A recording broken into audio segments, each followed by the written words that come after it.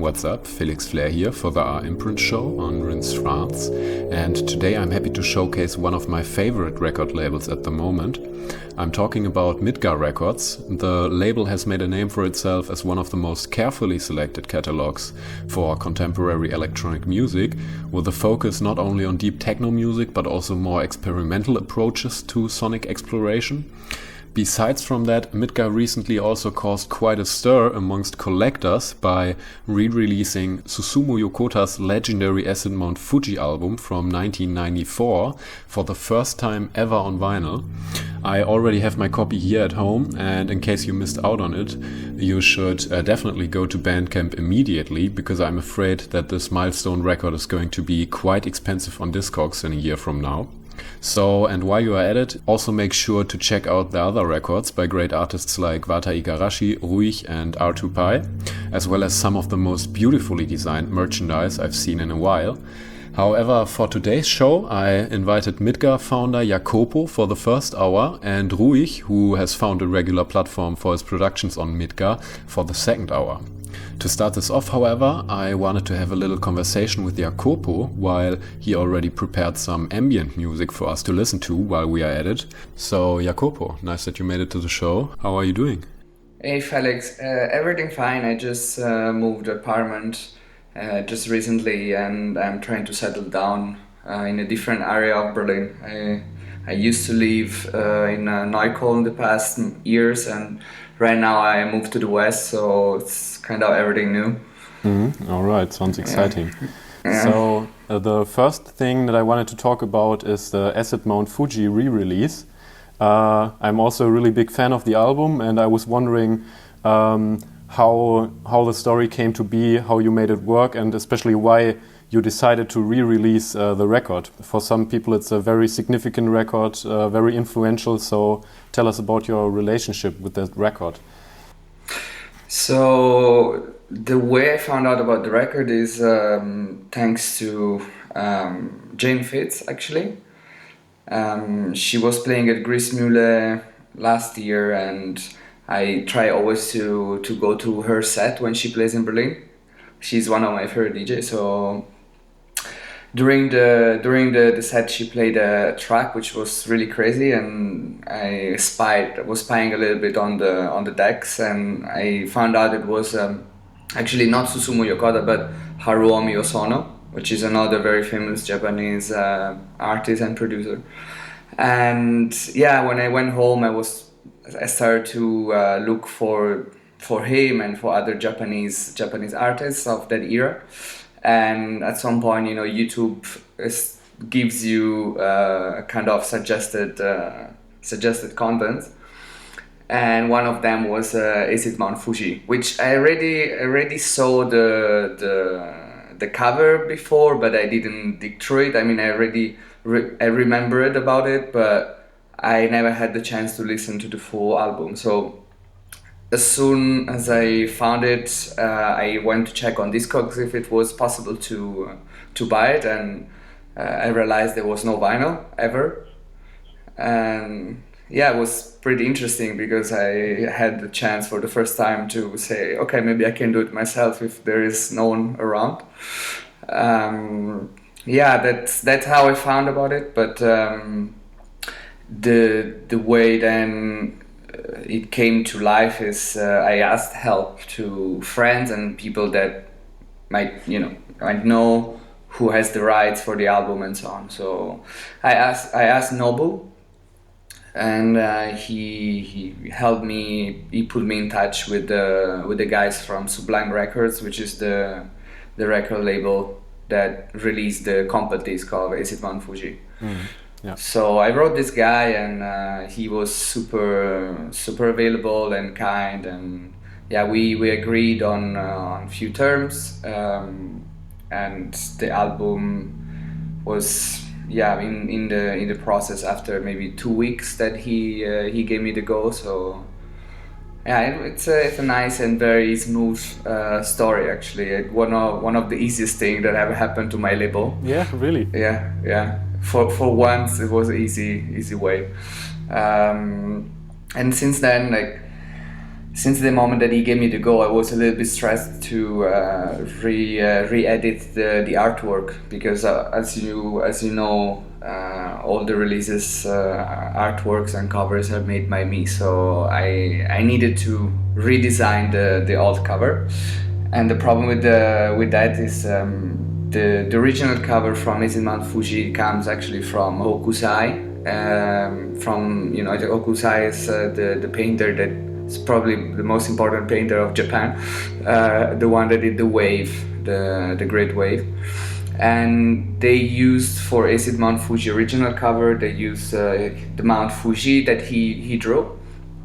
So I basically had to redraw a kind of classic of Japanese culture, and that was a bit scary for me.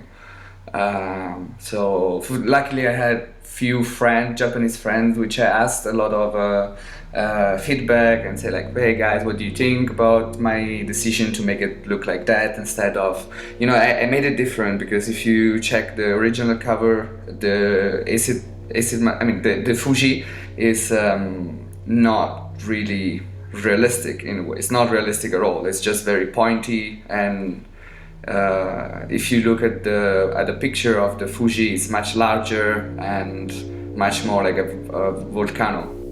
Yeah, I actually compared the two covers, and I think it's a great translation, you could say, that you managed to do. So it really Thank you. captures the original vibe, but it still like fits perfectly in the Midgar aesthetic. So great job on this one. Thank you. Speaking of Japanese artists, not only Wata Igarashi and now you also Yokota released on your label.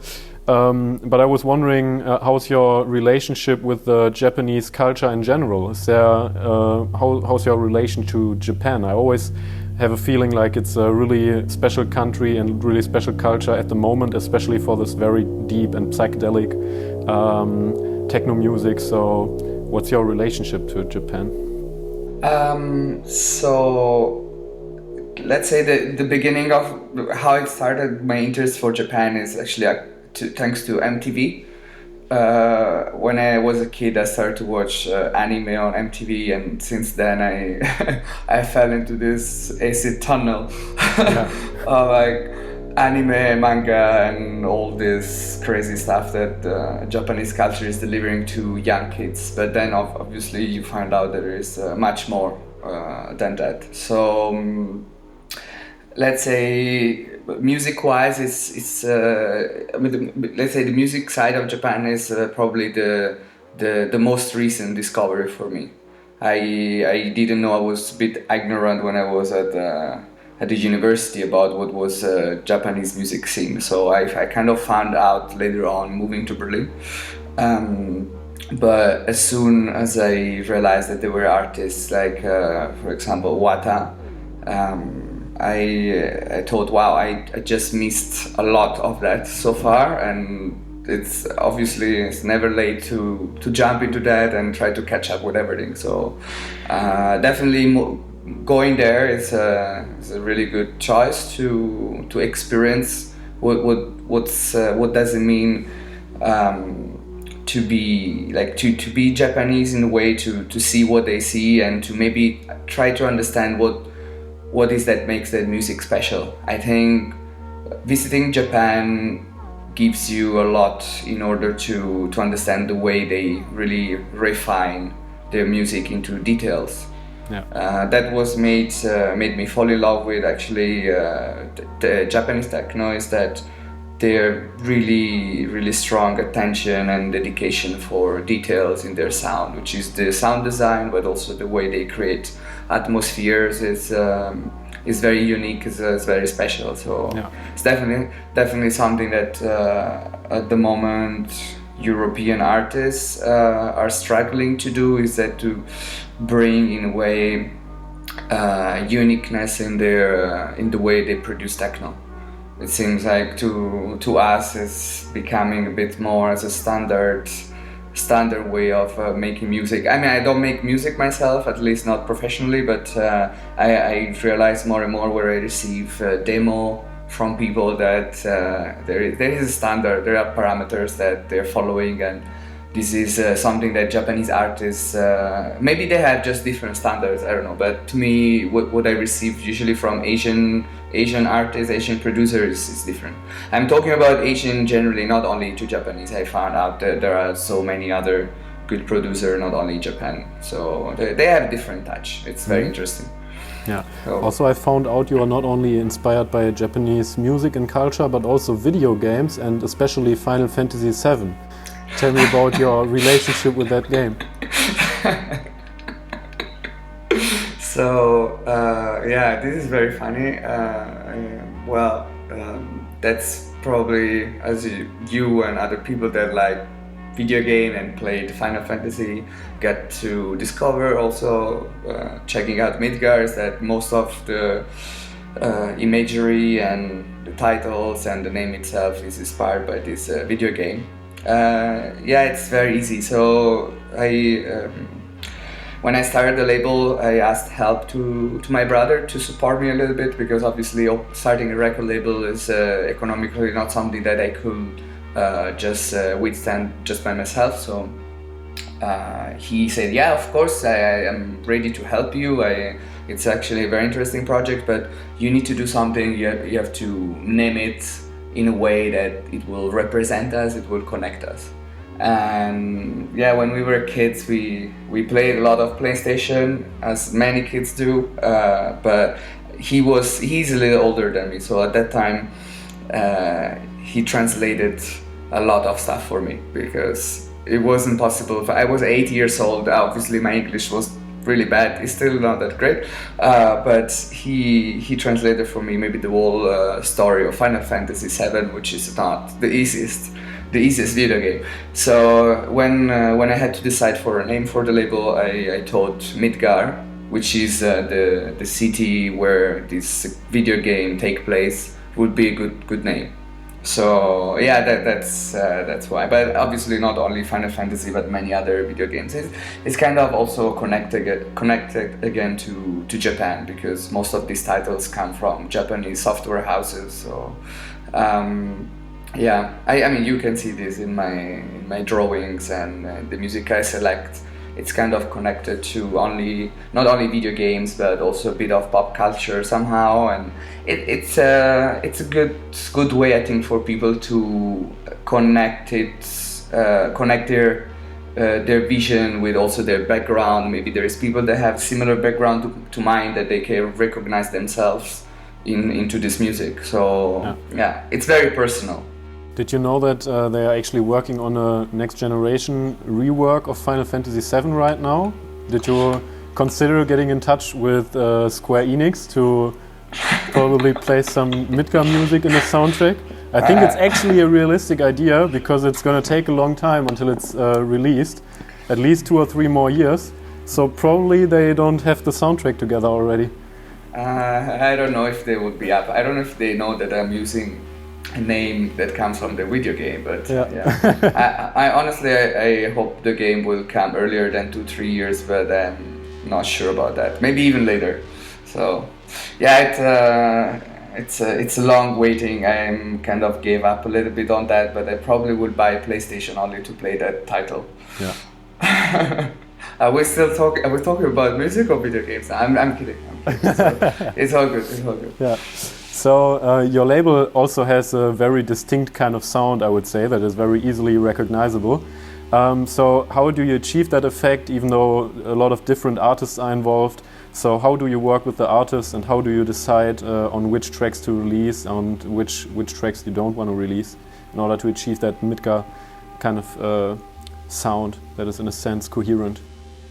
So I tried along these 4 years to not have too many artists in the roster. As you maybe noticed, I don't have so many people so far on Midgar. Beside maybe some remix pack, which I do like maybe once a year or every 2 years. But I try to keep a small family, and having a turnation of artists that release like once now and then again in 1 year and so on. As most of them are now like my really good friends. But regarding new artists, I have to say rarely released artists that just send me demos just out of the blue. Not because I don't like their music, I like also their stuff, but I think the way it's proposed to me, even if they say that it's made for Midgar, but they don't know me that well, so somehow, I'm not saying, I don't want to sound pretentious, but they don't know me that well, and probably they don't know what I really like, in a way. The music that I don't release is when I see that it's music that could be easily on other labels. And definitely, I mean, even if it started as a sort of deep techno label, in the recent years, I have to say, deep techno, it kind of it became a little bit boring for me. But I'm not saying that I don't like this kind of music anymore. It's just that when I released Wata 4 years ago, this kind of stuff was a bit more rare. And at that time was very interesting for me and something to still explore. Even though before me there were labels like Prologue or all the Elettronica Romana, all these Roman artists, Dozzi, Voices from the Lake and so on, they already did a lot of that. So when Midgar started, and there was also Northern Electronics and then Hypnus and all these labels that, you know, they released great music, but in the same time I think is a genre that has seen a big exploitation in the last 2-3 years. Mm-hmm. And it's just very difficult for me to fully appreciate it, yeah. You know. Or I still like it, but I will not put out that much anymore of it on my label. I'm moving a little bit towards a different sound, and at the moment I want a bit more challenging music on the label. Mm-hmm.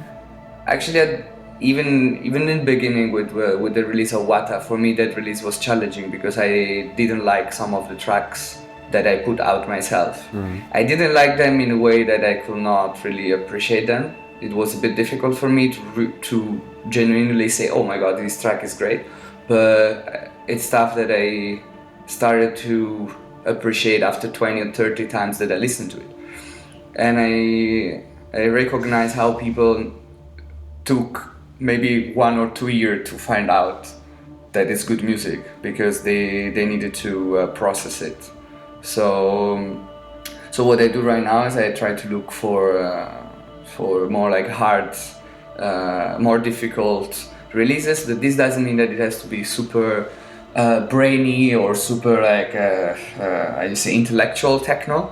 I didn't reach that crazy stage yet. I just want something that is forward thinking and that it would be cool to be played in, like, I don't know, in the next 4 or 5 years, something like that. So there are artists that are at the moment very interesting for me. I cannot reveal so much at the moment, also because it's a plan that sees more the next year or two rather than just, I can tell you what is the next release on Midgar, but it's just next month, and it will not be explaining what are my plans for the next year. So yeah, I can say that the next one it's Neel, but this release is also in the plan since already 1 year. There was a bit of like calendar to respect, and the pressing plant were a bit slow.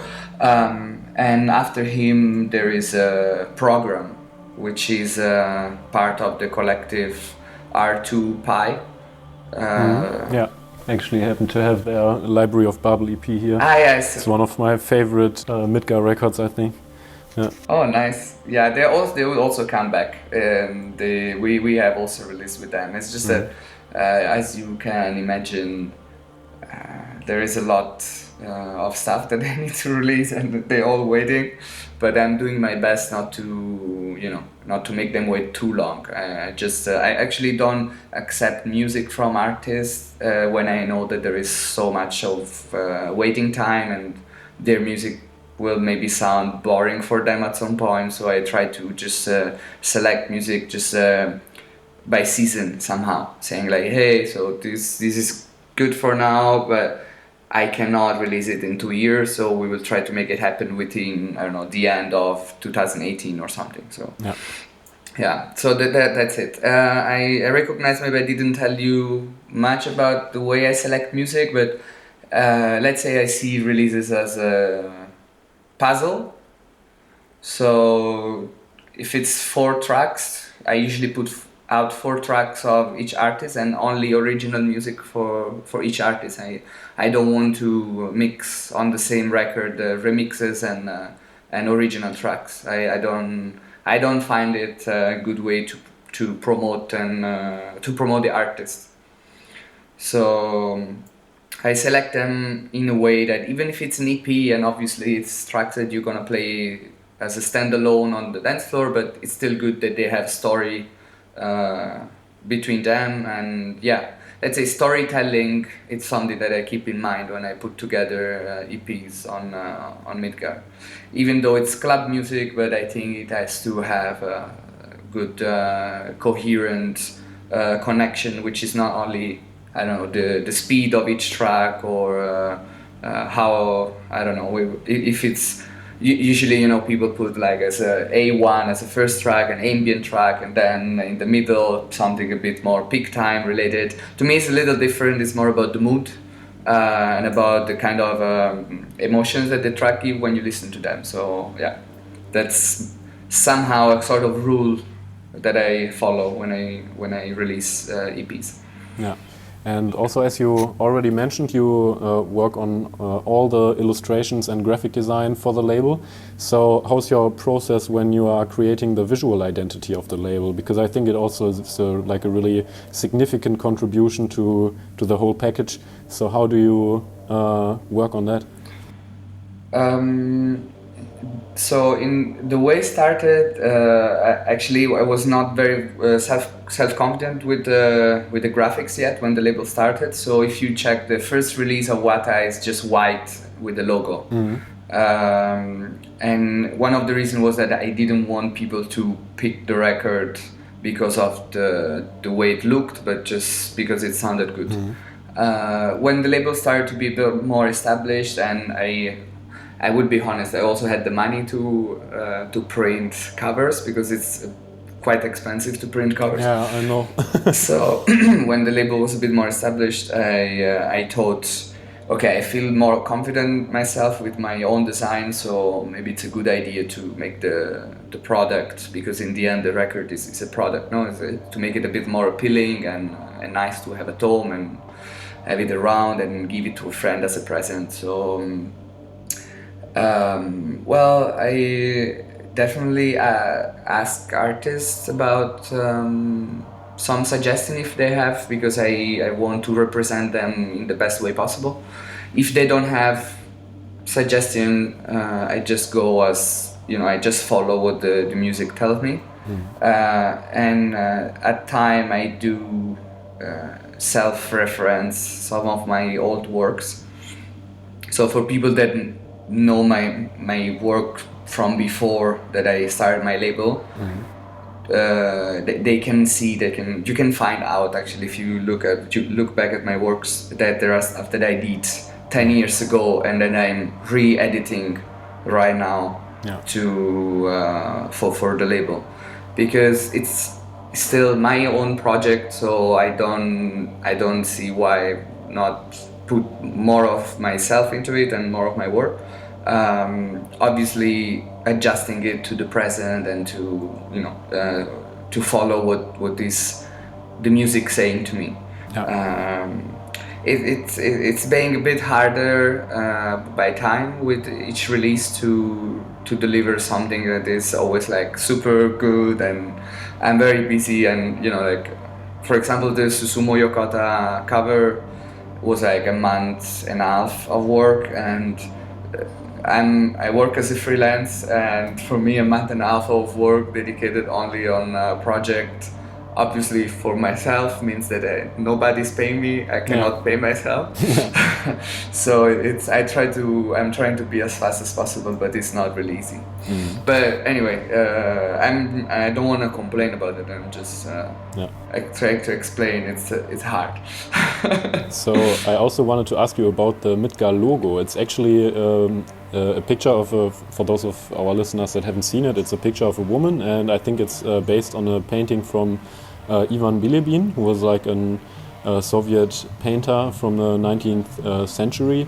And is it correct that he painted it for some kind of children's book with a story inside, and then you basically took it as an inspiration? Yeah. So Ivan Bilibin is representing modern Art Nouveau from the Russian scene from the beginning of the century, from the beginning of last century. Sorry, and he was doing.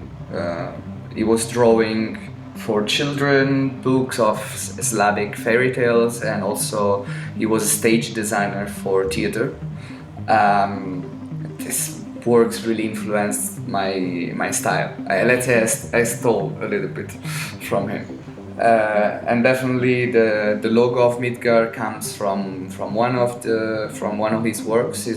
If you see, it's called the White Duck. And it's a book. I didn't read the book, I have to say, but I think it's a collection of fairy tales. So that would have been my next question, if you know anything about this woman in particular. No, I mean, she's just bending at the balcony with a flower in her hand, and she looks at the horizon. She looks at these ships which are leaving the harbor. And for me, this image was, I don't know, even probably for some people not be the best work that he did, but to me this woman was somehow, I don't know, melancholic and interesting to look at, and she was inspiring. So I thought this, her face, her head would be a really good symbol for a record label, which I personified as a woman or as something that it gives something by her facial feature, by her eyes, the way, like, I don't know, it's somehow lost in the thoughts. So I re-edited, I took her face, I made some adjustment with the light, and if you see in the logo, she has her eyes almost closed, so there is somehow more focus on the earrings. No, when people are listening to music, they usually close their eyes. And I added some other small details. If you see on the bandage that she has on her head, there is a sort of sound wave. Not so many people notice, maybe, but that's a sound wave. So it's somehow a connection to techno still. Not only to techno, but to electronic music or music in general. Yeah. All right.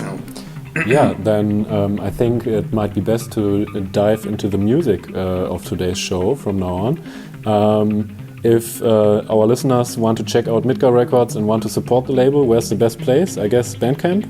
Or yeah, Bandcamp. Yeah. Bandcamp. Oh, only Bandcamp. Okay. Or just send me money with PayPal. Okay. No, I'm kidding. By the way, there were some new copies of the Acid Mount Fuji record. Are there still some available at Bandcamp? Yeah, a few. Okay, so in case you listen to this right now through the radio, you should definitely check out the Bandcamp store right now and grab your copy as long as you can. And yeah, thanks for the nice talk, and to all the listeners. Hope you enjoy the next minutes with Jacopo and afterward with Ruhig. Thank you. Bye-bye.